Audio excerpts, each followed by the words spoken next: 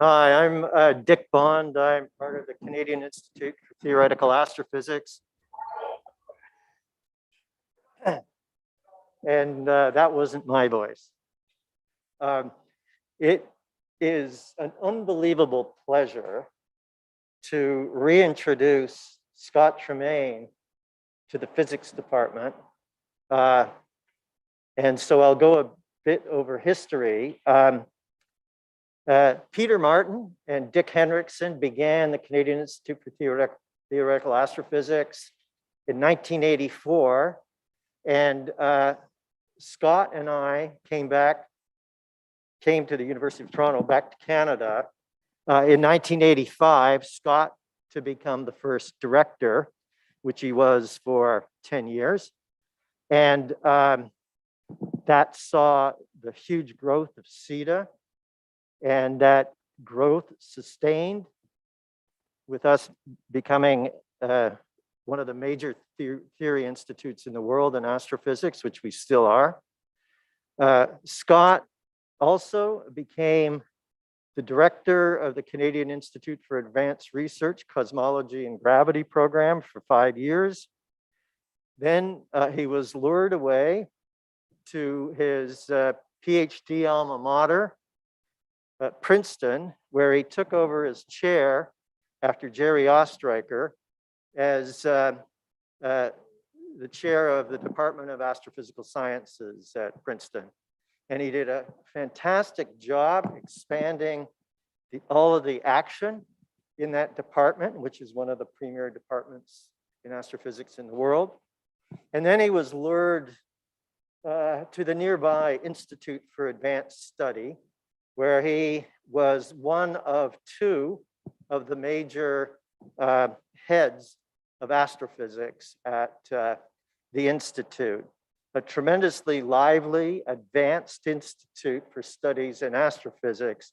And so everybody that goes there is incredibly enriched. They have a really fantastic postdoctoral fellow program, not unlike ours, somewhat better endowed. And so Scott had full leadership of that. And then turning a certain age, he decided to retire and move back to Canada, move here to Toronto. And it is fantastic for CETA to welcome Scott back to help us out as we go into the next phase of the growth of CETA. So it's rather fitting that the first in-person colloquium of the season is going to be given by Scott. The next in-person colloquium in December, I don't think any of the ones are, Juna Kohlmeyer, who is the new director of CETA, a real firehouse of energy, as you will see, will be given the next one. So consider this as a reintroduction as we come out of the pandemic to a really vibrant CETA, which is continuing on a growth trajectory. Scott is probably the world's foremost theoretical dynamicist. In fact, not probably, he is. And dynamics for him basically covers all of physics and astrophysics. He's done fundamental work with planets, rings of Saturn and other asteroids, etc., the local stuff.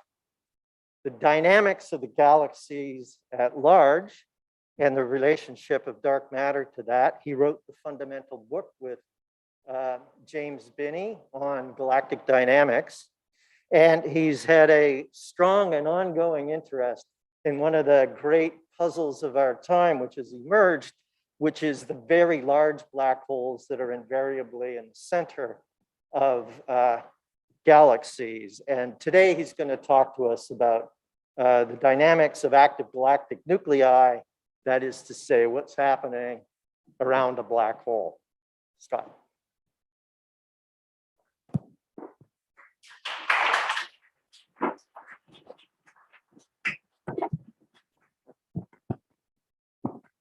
So I now have on 2 microphones, so I hope everyone will be able to hear me. Thanks for the introduction, and thanks for participating in this experimental Colloquium arrangement. So the images that you see up there are images of galaxies. What you should be able to notice is that in every case, the density of starlight from the galaxy is getting brighter and brighter as you go towards the center of the galaxy.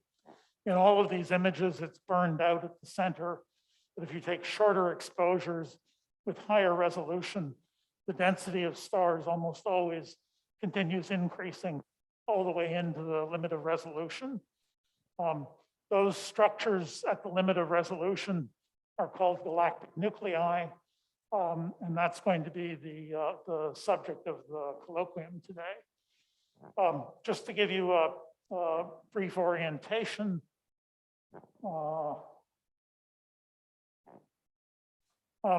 this is the solar neighborhood, the sun at the center, the nearest star in distance units of parsecs that I'll use throughout the talk is just over 1.3 parsecs away. And the average density of stars is about 0.05 per cubic parsec. In contrast, the systems I'm going to talk about, galactic nuclei, have typical number densities of 10 to the 5th stars per cubic parsec. That is 1 million times higher than in the solar neighborhood. And this makes them the densest stellar systems in the universe. Sometimes the galactic nucleus is a distinct dense structure that sits at the center of the galaxy. Sometimes it's just a continuation of a smooth power law distribution of density all the way in. Because of that ambiguity, I'm going to use a particular definition of galactic nucleus. And that definition is based on the fact, as I'll describe in the talk, that we now have strong evidence that almost all galactic nuclei contain what are called supermassive black holes. That is, black holes of masses 10 to the 6th to 10 to the 10th solar masses.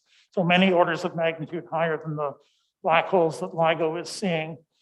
And so for the purposes of this talk, I'm going to define a galactic nucleus to be a system of stars that's within the black hole sphere of influence. That is, systems of all the stars that are sufficiently close that the gravitational field in the galaxy is dominated by the gravity from the black hole rather than the mutual gravity of the stars.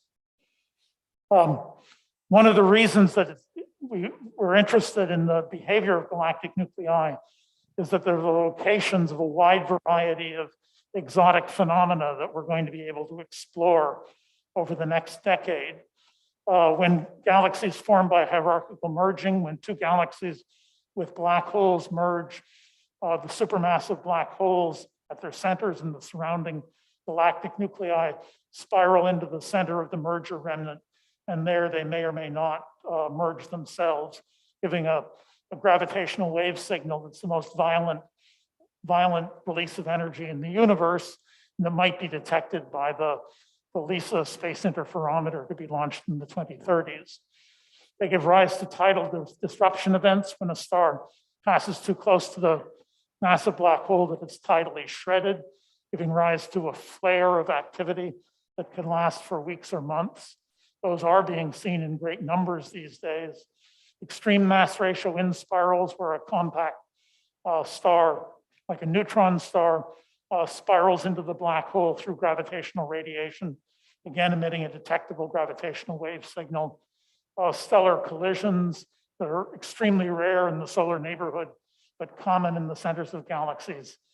And quasars and active galactic nuclei powered by the accretion of material onto the black hole. So I'm going to start by just reviewing the relation between galactic nuclei and black holes based on a series of indirect arguments that have been built up by astrophysicists over the last several decades. And that story starts with the phenomenon of active galactic nuclei. These are compact, high luminosity sources of non-thermal radiation found in a small fraction of galaxies. There's a wide variety of types of active galactic nuclei. The brightest are quasars. Quasars emit up to 10 to the 13th solar luminosities, which is over 100 times the luminosity of all the rest of the galaxy. If the active galactic nucleus is powered by some object with a particular mass, there's a fundamental luminosity associated with that mass. It's called the Eddington luminosity. The Eddington luminosity is the luminosity where the radiation pressure on an ion is equal to the gravitational force on it. That you can easily work out to be a relation between the mass, proton mass, and the Thomson scattering cross-section of an electron. It gives a luminosity in solar luminosities that's about 3 × 10⁴ for a mass of 1 solar mass. That means that the luminosity that you see for quasars requires, well, it's very hard for obvious reasons to sustain a luminosity that's higher than the Eddington luminosity in any system.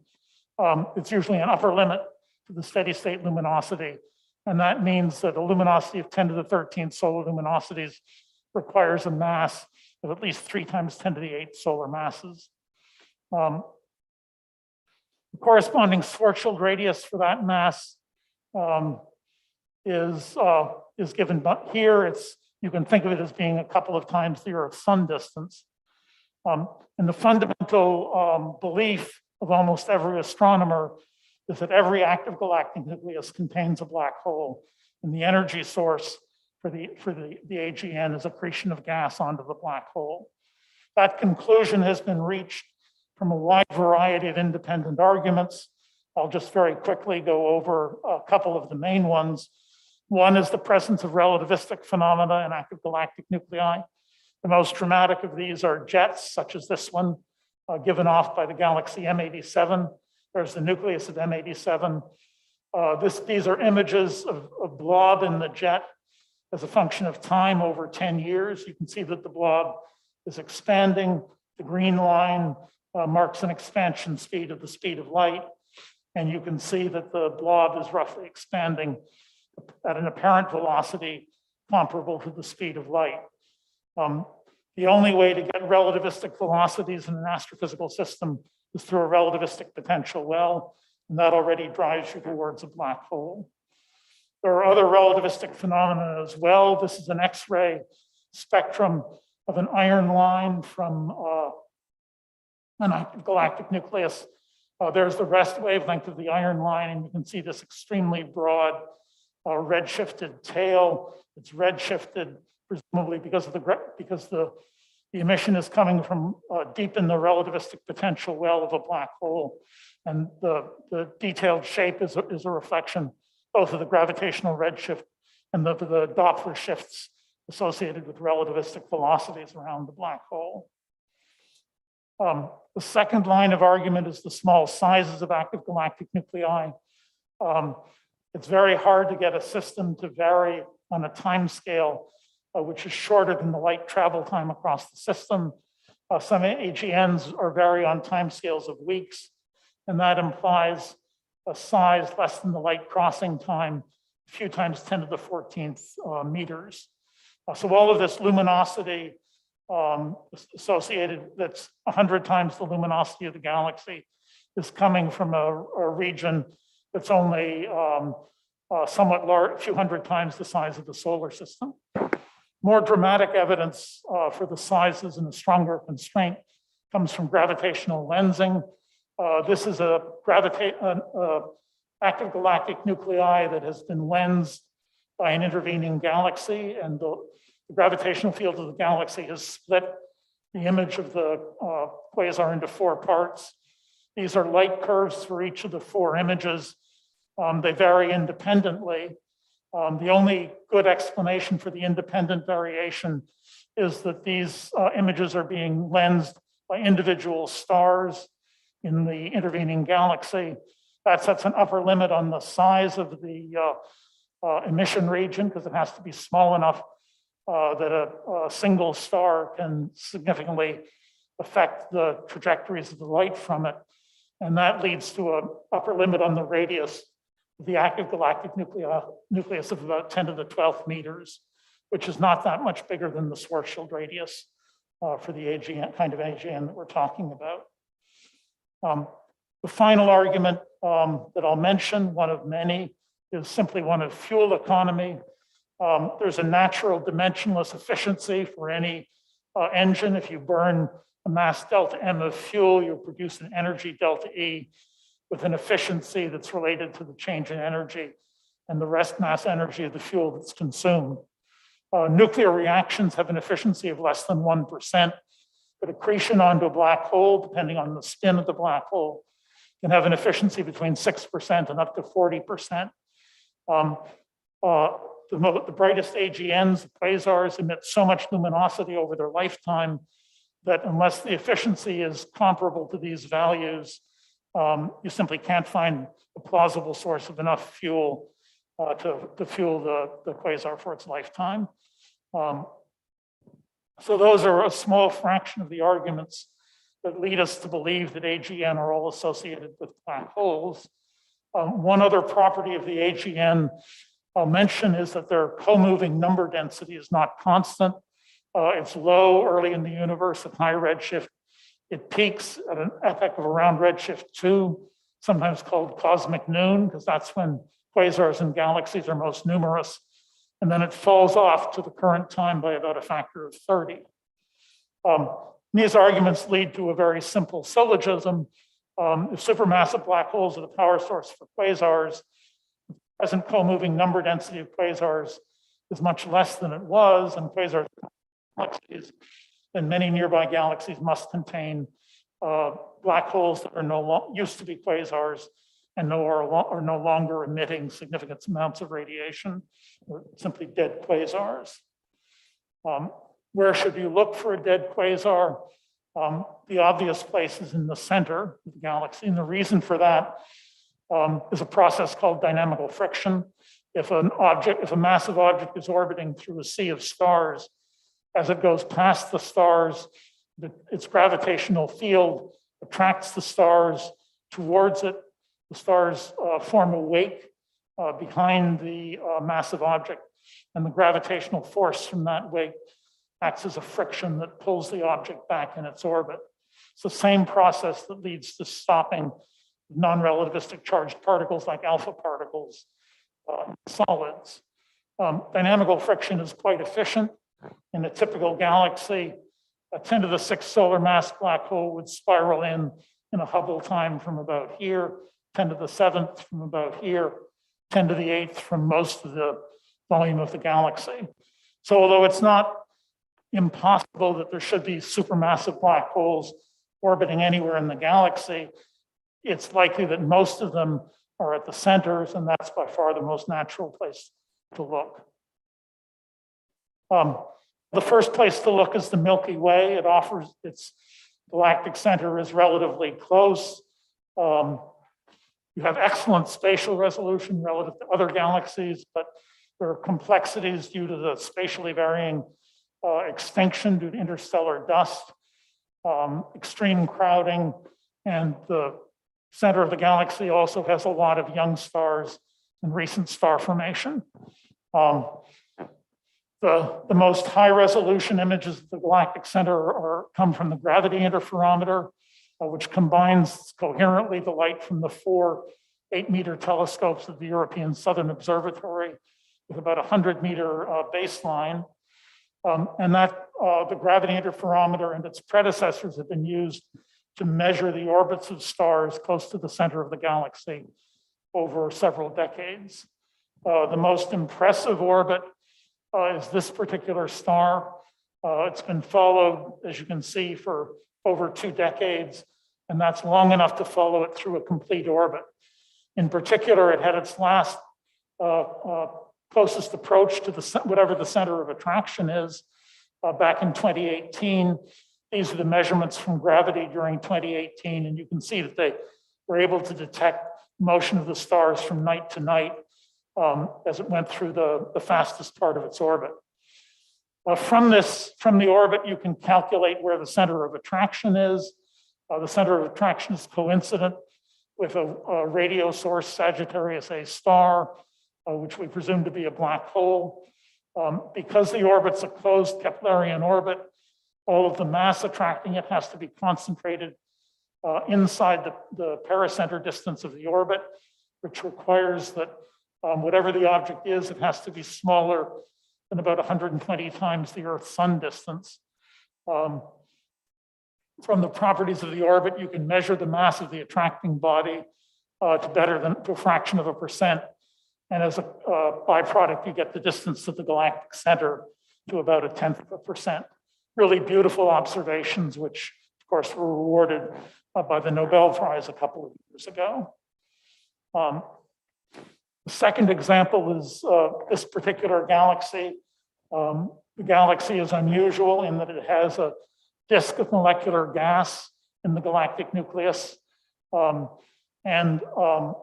Because this is an active galactic nucleus, which is emitting large amounts of non-thermal radiation, you actually get maser activity in the disk.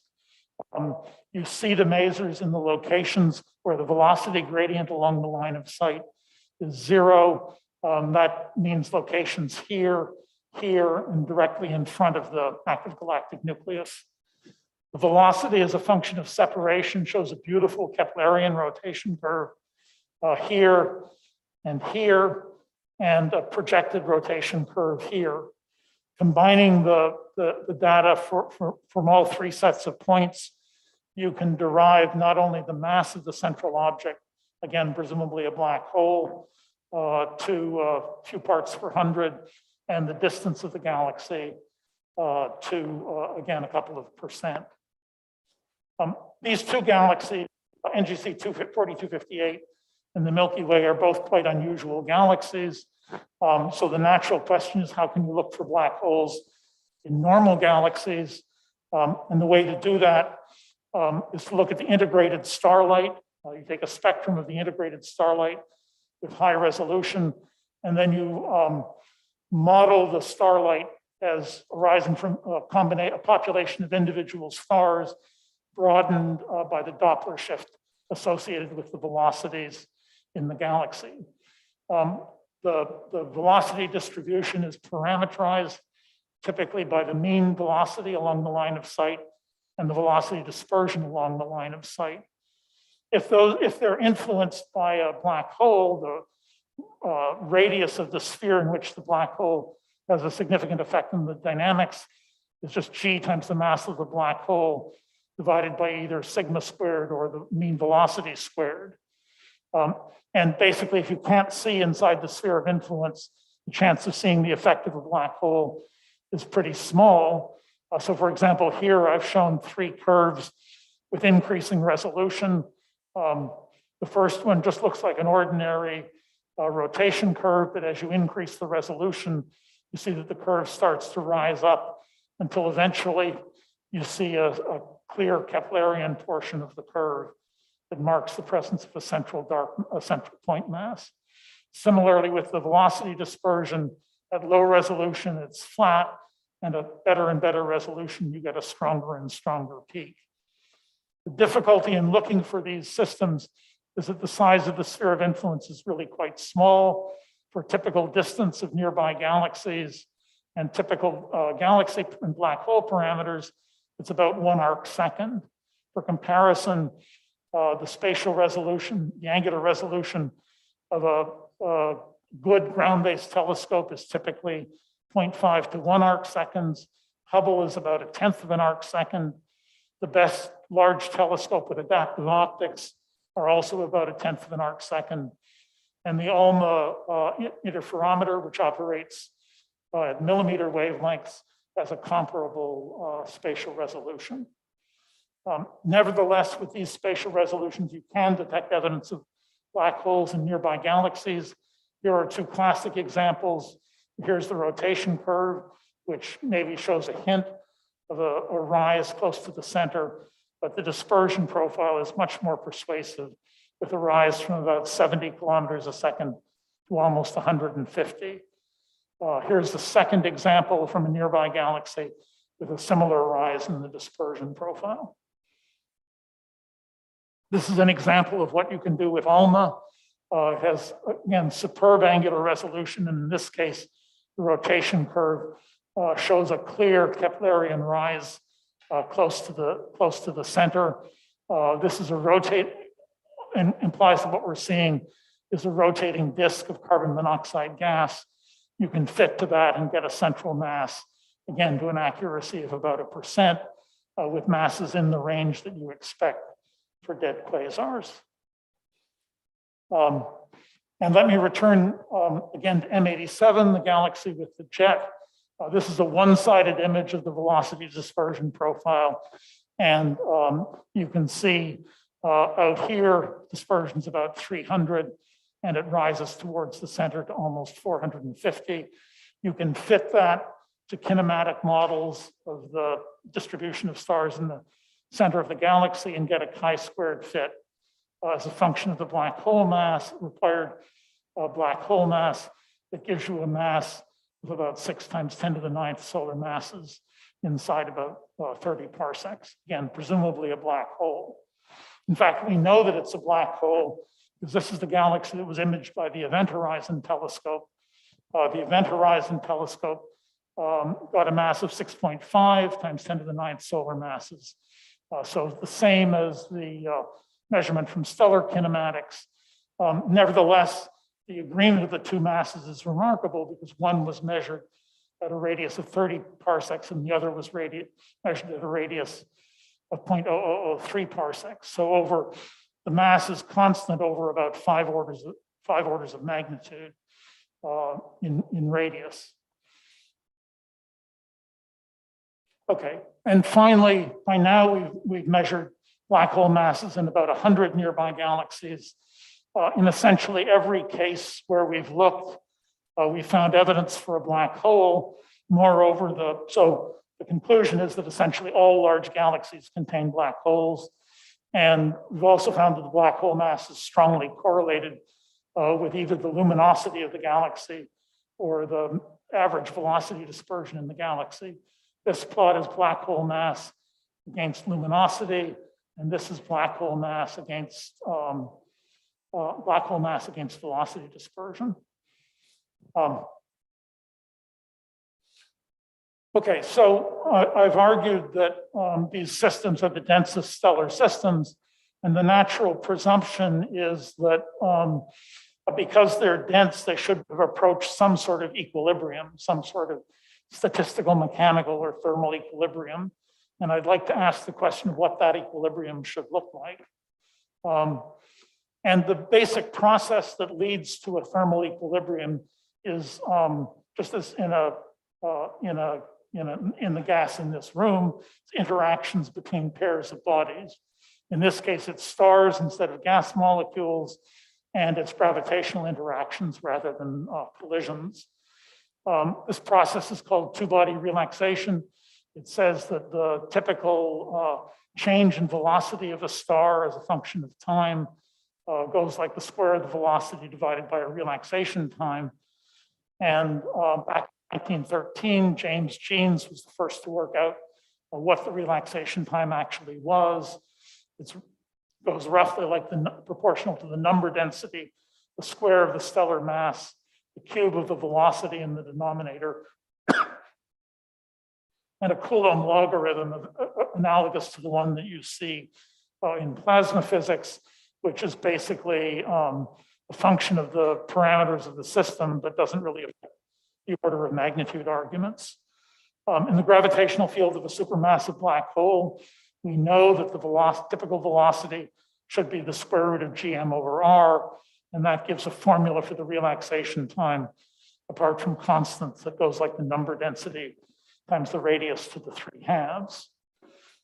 And before applying this to the galactic nucleus, I want to just apply it to the solar neighborhood, again, as a reference. And this is a bit of a digression, but it highlights a really lovely but wrong paper by Jeans that he wrote later in his career. So the solar neighborhood is rotating around the center of the galaxy at 220 or 240 kilometers a second. You forget about that because the whole thing is moving as a body. What's important is that the individual stars in the solar neighborhood are moving randomly with velocities typically somewhere between 5 and 50 kilometers per second. And this system was investigated by Jeans. He had this nice table which shows the spectral type of the stars. And even at that time, he had a pretty good idea what the mass associated with each spectral type was. So he wrote down the mass of each spectral type here.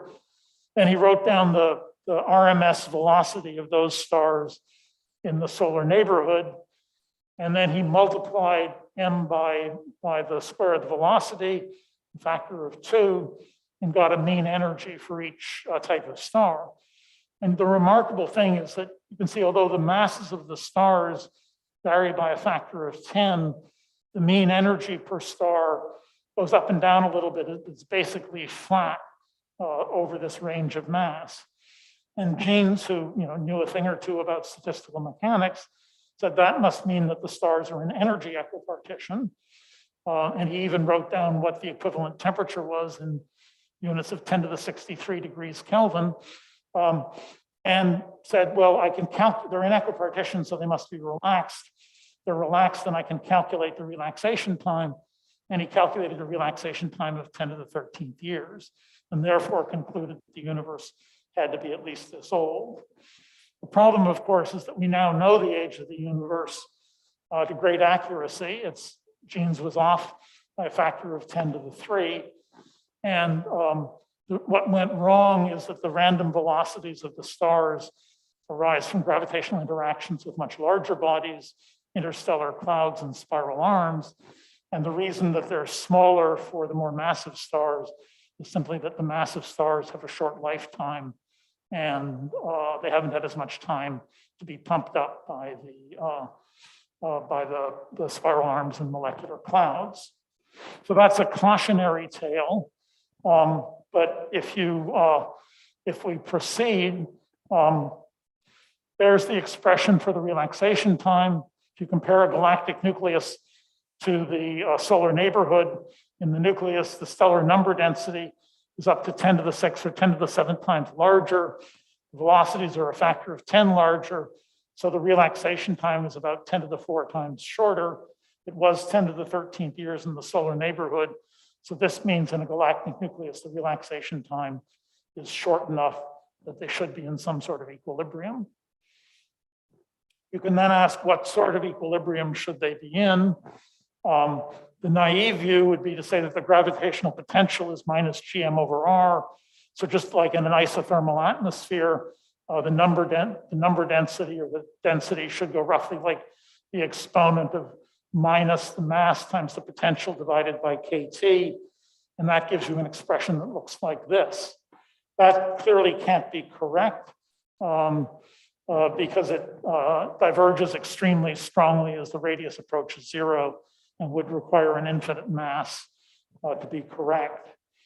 The problem with this argument is that it neglects the fact that the black hole can consume stars. And so you have to make a more sophisticated argument based on the flux of stars into the black hole. So again, the relaxation time in a black hole potential goes like the number density times the radius to the 3 halves. The total number of stars inside some radius goes like the typical number density times r cubed. And so the flow of stars through some radius, n dot, must be roughly the number of stars at that radius divided by the relaxation time, which gives you an expression like n squared times r to the 9 halves. The energy flow must be similar, but with a factor of square of velocity in front of it, since that's the typical energy at a radius. And that gives you n squared times r to the 7 halves. In a steady state, each of these two flows should be either 0 or independent of radius. So you have to pick which is physically reasonable. It turns out the physical solution is the one where the flow in number is throttled back to near 0 and the flow in energy is a constant. If that's to be a constant, that says the number density should go like r to the minus 7/4. The only place where we can really test this is the Galactic Center, and it doesn't do too badly. That's a plot of the number density of surface density of stars on the sky. That's related to the number density by an extra factor of halves, extra factor of r. So the r to the minus 7/4 becomes r to the minus 3/4. That's an r to the minus 3/4. And you can see it fits pretty well over maybe 1.5 orders of magnitude. Despite that fit, there are problems with these arguments. One is that in many nuclei, the relaxation time is not that much shorter than the age. This is a calculation estimate of the two-body relaxation time as a function of age in the galactic center. And you can see that there's a range of radii where it's less than the Hubble time, but as you go to smaller radii, it hasn't really had time to reach equilibrium. Second problem is that in many nuclei, the stellar collision time is actually less than the relaxation time at small radii. And so you can't reach a thermodynamic equilibrium in phase space before the stars actually collide and then presumably merge. You might ask, why are we worried about all this? Why don't we simply do an Nbody simulation of a galactic nucleus? That turns out to be something that's remarkably challenging for several reasons. In the interest of time, I won't go through the particular reasons I have in mind for why it's so hard to do Nbody simulations, but they're far more challenging than simulations of galaxies at larger radii. And at the moment, have given us a limited amount of information on how galactic nuclei behave. Okay, I now want to introduce a second relaxation process that's also relevant to galactic nuclei. If the black hole is present, it dominates the gravitational potential of the star cluster. That means on timescales much longer than the orbital period, the time averaged mass distribution associated with the star just looks like a wire or a Kepler ellipse. And each of these, so this is a cartoon of that situation, each of these wires exerts a torque on every other wire, and those torques cause changes in the angular momentum of each of the orbits, and in turn leads to relaxation. The difference from two-body relaxation is first, that this is much faster by up to a factor of 100, and second, that it can't change the semi-major axes or the energies of the orbits because it's a slow process, and basically a stationary potential doesn't change the energy. So there's no mixing between different semi-major axes. So I'm going to describe a toy model for extremely idealized galactic nucleus subject to resonant relaxation. In this toy model, all the stars have the same semi-major axis. They all have the same mass. I ignore relativistic effects. I ignore two-body relaxation, ignore consumption of stars by the central black hole, and assume that the total angular momentum is 0. Okay, this gives you a microcanonical ensemble. Once it's relaxed, it's characterized by one parameter, which is the initial energy. And here, energy means the self-gravitational energy of the stars. So low energy is when the stars are as close together as they can be, given that they all have the fixed semi-major axis. That corresponds to a set of circular orbits distributed on a sphere. High energy is when they're as far apart as possible, and that occurs when they're on nearly radial orbits.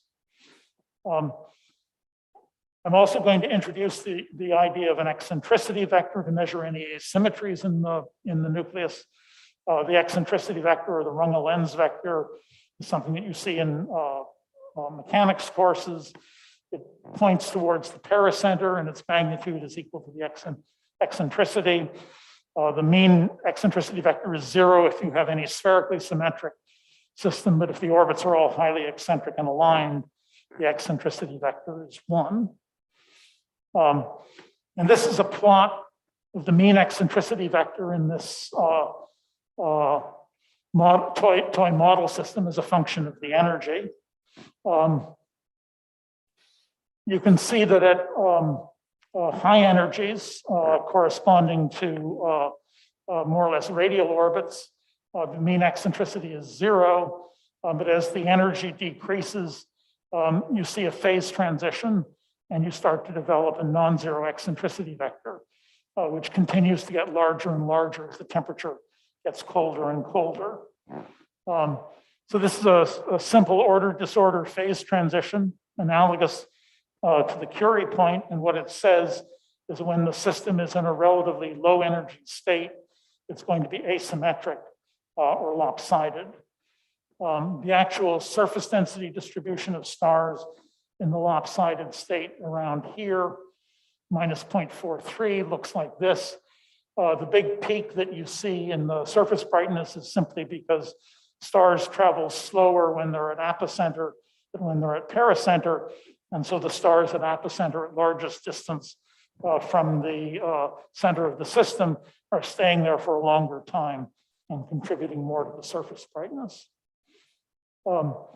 And this, I gave you a simple toy system, but this phase transition has now been seen in a wide variety of related systems by a variety of different authors. And so there's, even though the model I showed you was extremely idealized, there's no question that this is a phenomenon that can occur in realistic models of a galactic nucleus dominated by a black hole. What this doesn't say is whether the typical nucleus that you see is going to be in the lopsided state or the spherically symmetric state. The transition to the lopsided state requires that the initial state is cool in the sense that the typical orbital eccentricities are less than about 0.3. There's a variety of processes that can plausibly cause cooling. Consumption of stars by the central black hole removes stars on nearly radial orbits. Formation of new stars, because they tend to be formed in the disk, and therefore have zero eccentricity, or in-spiral of globular clusters or other objects from dynamical friction, because they tend to in-spiral on nearly circular orbits. Okay, so let me finally tell you about one particularly interesting galactic nucleus that's related, maybe related to the lopsided phase transition. It's the nucleus of M31. This is M31 with the moon up here for scale. It's the nearest large galaxy, and M31 together with the Milky Way form the two dominant galaxies in the local group. This is an image on scales on kiloparsec scales. The highest resolution images we have of M31 are taken by the Hubble telescope, and they show a system looking like this on scales of a parsec instead of scales of a kiloparsec. Most prominent feature in this is this blue cluster that you see here. That's a cluster of stars. This is the spectrum of the, this is the spectrum of the cluster. And above it is the spectrum of a star that seems to be similar to the stars in the cluster. It's an A star, and the spectral lines that you see are the standard Balmer series, which are very strong in A stars. And you can see the same lines in the spectrum of the cluster at the center of M31, but they're dramatically broadened by, presumably by rotational velocities and by velocity dispersion. If you fit the broadening that you need to match the spectrum, you get a velocity dispersion of just under 1,000 kilometers a second. That's compared to a typical dispersion in the main body of the galaxy of 150. The high dispersion obviously tells you that these stars are close to a massive black hole, and fitting a dynamical model to the stars gives you a black hole mass of just over 10 to the 8th solar masses. So that tells you where the black hole is. It doesn't tell you what the origin of this funny offset structure is. There's a plausible explanation for that. It's that the black hole is orbited by a disk of old reddish stars. The stars in the disk are on eccentric and nearly aligned Keplerian orbits, so that the apocenters point in the same direction. And just as in the simulation I showed you, the system is going to be brightest at the point where the stars are at apocenter because they're traveling most slowly there. Many people have made models of the nucleus of M31 of increasing degrees of sophistication. The only ones I'll show you are ones made by Callum Brown in his PhD thesis at Oxford. So this is the actual observations on the right, the model on the left. This is basically showing surface brightness per pixel. You can see that the two agree pretty well. The main difference is that the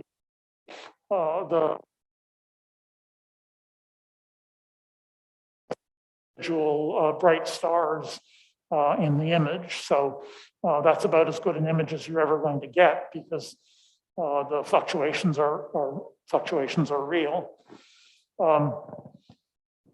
This is a comparison of the data and the model for surface brightness, rotation speed, and velocity dispersion.